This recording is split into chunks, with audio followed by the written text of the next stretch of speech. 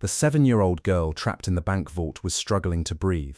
Expert safecrackers would arrive in 45 minutes, but the child only had 15 minutes of oxygen left. At that moment, security guard Frank Miller walked up to the vault and said, "Listen to me. From which city in the world are you watching this story today? If stories like this move you, consider subscribing to Unseen Legends for more tales of quiet heroes walking among us." It was a normal Friday afternoon at First National Bank of Denver. Customers were conducting their daily transactions. Tellers were continuing their routine work. Bank manager Patricia Hayes was reviewing month-end reports in her office. Security guard Frank Miller sat in his usual spot, observing the bank lobby. Frank was 58 years old and had been working as a security guard at this bank for 5 years. With his modest uniform, calm demeanor, and quiet personality, he was an invisible figure to customers. Most people thought he was just an elderly security guard. At 2:30 p.m., David Williams came to the bank with his daughter Emily.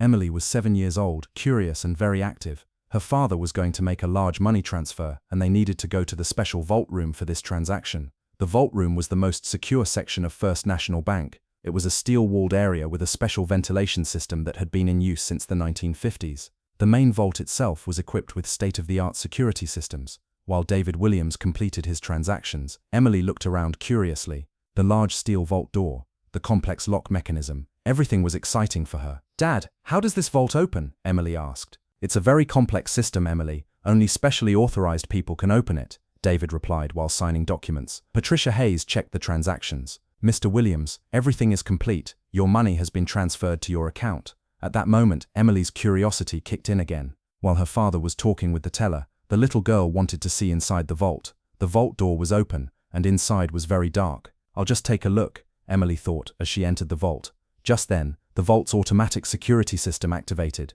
The predetermined time had elapsed, and the vault door began to close. "Emily!" David shouted, but it was too late. The vault door closed with force. Emily was inside. "No!" Patricia panicked. "Emergency! Child trapped in vault!" David pounded on the vault door. "Emily!" Patricia tried to remember emergency procedures. "The vault is on automatic system. 24-hour timer lock is active. I'm calling expert safecrackers." 24 hours, David shouted desperately. "She can't wait that long." Patricia grabbed the phone. "I'm calling emergency safecracking experts. They'll be here in 45 minutes. At that moment, Frank Miller quietly approached. He examined the vault, checked the ventilation system, calculated the thickness of the vault door. 45 minutes is too long," Frank said calmly. Patricia turned to him. "Frank, experts are coming. You're just a security guard." Frank crouched next to the vault and put his ear to the door. He could hear Emily's breathing sounds from inside. "The inside of the vault is approximately 2 square meters, Frank analyzed. "Ventilation system is off, based on the child's size and weight ratio."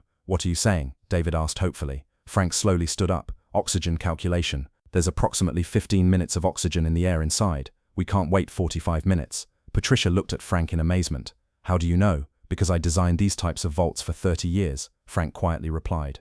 The atmosphere changed. David and Patricia began looking at Frank with different eyes. "You designed them," Patricia repeated. Frank pulled out his ID card, an old yellowed card. "Frank Miller, Master Safecracker, Mosler Safe Company." David couldn't believe it. "You're a vault expert." "I was," Frank corrected. "I'm retired, but right now Emily's life matters." Frank returned to the vault. His fingers examined the lock mechanism. With 30 years of experience, he analyzed every detail. "This is a Mosler Double Guard 3000 series, made in 1978. I was on the design team for this model." "Then can you open it?" David asked hopefully. Frank looked thoughtful. "It's possible to bypass the timer lock, but it's risky. If I make a mistake, the system will lock completely, and then we really would have to wait 24 hours. Emily's voice came from inside, but weaker. "Dad, I'm having trouble breathing." Frank made his decision. "Give me 10 minutes, and I need silence. I need to hear every sound." Patricia cleared the bank. David waited, holding his breath. Frank took his position at the vault. His old experiences were coming back. The security systems he designed in the 1980s, the lock mechanisms he developed in the 1990s, his last project before retirement. Frank put his ear to the vault and began turning. First click, second click. Every sound spoke in the language of 30 years of experience. "First tumbler," Frank muttered.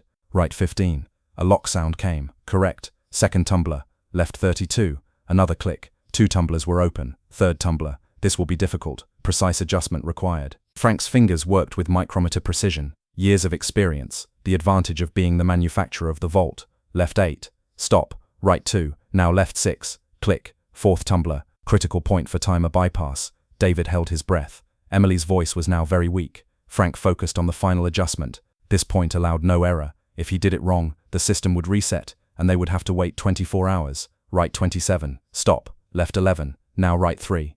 The final click came. The vault door opened. Emily was unconscious but alive. David hugged his daughter. Patricia called an ambulance. Emily, wake up. The little girl opened her eyes. Dad, it was dark. The ambulance arrived 10 minutes later. Emily was checked. Her oxygen level was low but not dangerous. She had been rescued just in time. Frank quietly put his ID card back in his jacket and returned to the security desk. David approached. Frank, I don't know how to thank you. No need, Frank simply replied. But why? Why did you retire and become a security guard? Frank smiled. Because I made vaults for 30 years. Now I protect them. There's a difference. Patricia asked curiously. Well, why didn't you ever say who you were? Frank pointed to the bank lobby. People who come here want to feel safe. It doesn't matter what the security guard used to do. What matters is what he does now. The next day, Frank's story appeared in local newspapers. Retired vault expert saves child's life. But Frank didn't like this. He tried to avoid media attention. Bank manager Patricia offered Frank a promotion. Would you like to be security chief? Frank politely declined.